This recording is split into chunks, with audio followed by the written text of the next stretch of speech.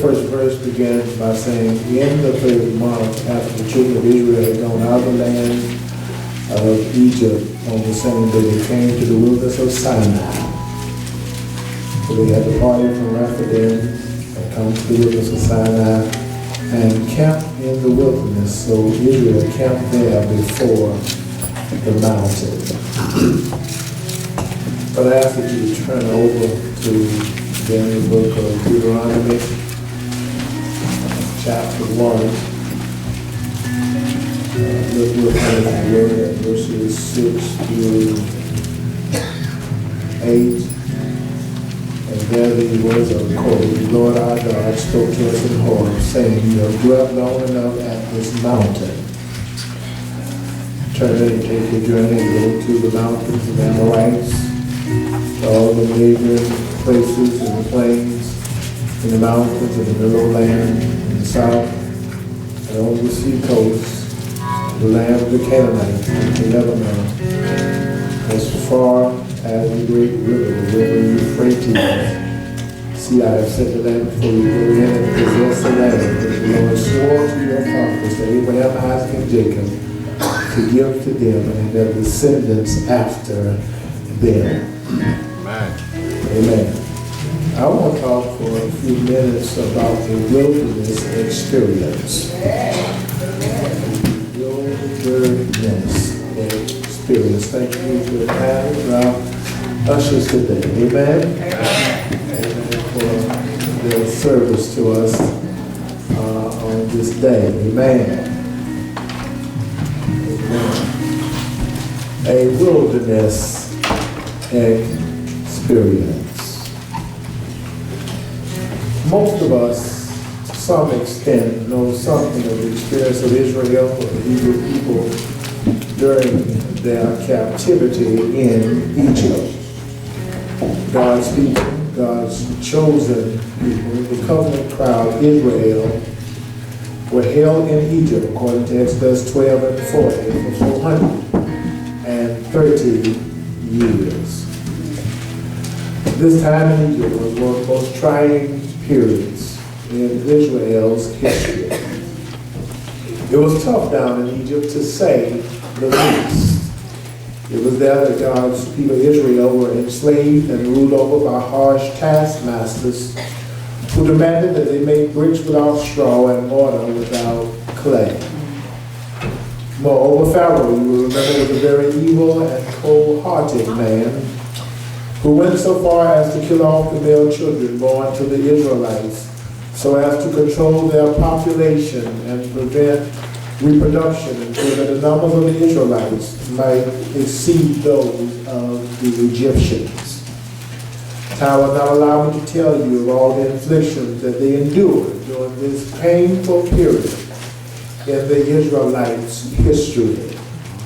But one day God looked with love on the Israelites and remembered his covenant with their forefathers, Abraham, Isaac, and Jacob, and decided that it was time to begin the process of setting his people free. God came down from the sheep fields of Midian and called upon an old man named Moses, who was tending his father-in-law's flocks on the backside of a desert. He appeared before him in the presence of a bush that was burning but was not being consumed, and ordered him to take off the shoes from his feet. For the ground upon which he stood was holy ground. It was from there that God spoke to him about his people who were enslaved in Egypt. He informed Moses that he had been handpicked by God to be the instrument that God would use in his liberation plan, and that he would lead them from Egypt to a place of God's own choosing, a place called the Promised Land. So Moses, after much dialogue with God, begins this process of leading Israel out of Egypt. Exodus chapter 7 through 14 expounds upon this process of liberation, the appearances before Pharaoh, the plagues imposed by God, and then culminates with God leading them across the Red Sea and Pharaoh's army meeting their fate at that same sea as they attempted to cross as Israel did, but found that the sea that had been so friendly to Israel would ultimately become their watery grave. So one would be prone to think now that Israel had come out of Egypt and across the Red Sea that they were well on their way to the promised land. But if you continue your reading of this expedition of Israel, you might be disturbed by what you find in Exodus chapter 19, verses 1 and 2. It states, in the 3rd month, after the children of Israel had gone out of Egypt, on the same day they came to the wilderness of Sinai. Verse 2 says, they had departed from Reverend, they had come to the wilderness of Sinai and camped in the wilderness. So Israel camped there before the mountain. They camped there before the mountain of Sinai in the wilderness. After their successful exodus from Egypt, and we should all understand what an exodus means.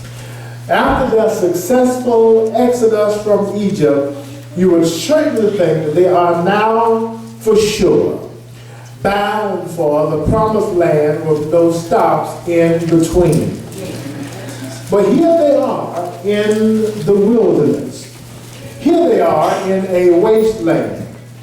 Here they are in a harsh place, an impoverished place, an uninhabited place, a dry place, a poor place, a desert place, an undeveloped place, an uncultivated place, an infertile place, an unfruitful place.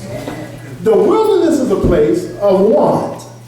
It's a place of need, a place of solitude, a place of sadness, a place of depression, a disgusting place.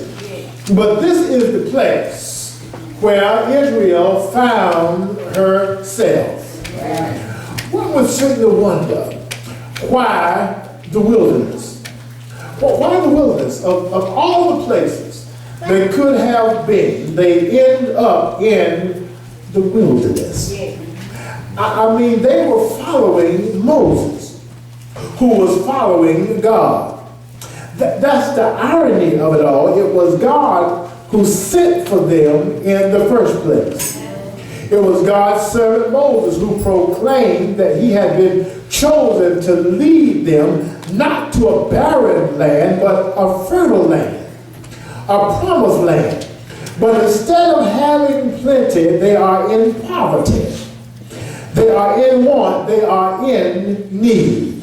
Is there anybody in the text with me? Somebody here knows something about wilderness experiences. You wonder, how did I get here following God? That's what makes it so ironic. Following God. How did I get here following God? I can understand if I was just following man. You know, if I was just following the culture, if I was just following the tradition. But how did I get here following God? How did I get here operating in obedience? At this point, it was Israel's obedience that got them in the wilderness, not their disobedience. Disobedience may have kept them there, but obedience is what got them there. Are you with me? How many of us know that, contrary to popular belief, if you decide to follow God, you will eventually, at some point in the process, find yourself in the wilderness. Don't be fooled thinking that because you are a Christian, or because you feel like you're following the Lord, you know, that all roads lead to success and health and wealth and all these other issues that we we constantly crave. But sometimes, as the text suggests very clearly, sometimes in following God, you find yourself in the wilderness. Amen. You will wind up in the wilderness. You might start out being excited about giving your life to the Lord and look forward to the joy of the journey, but I want to let you know that before you get started good, you will find yourself in the wilderness.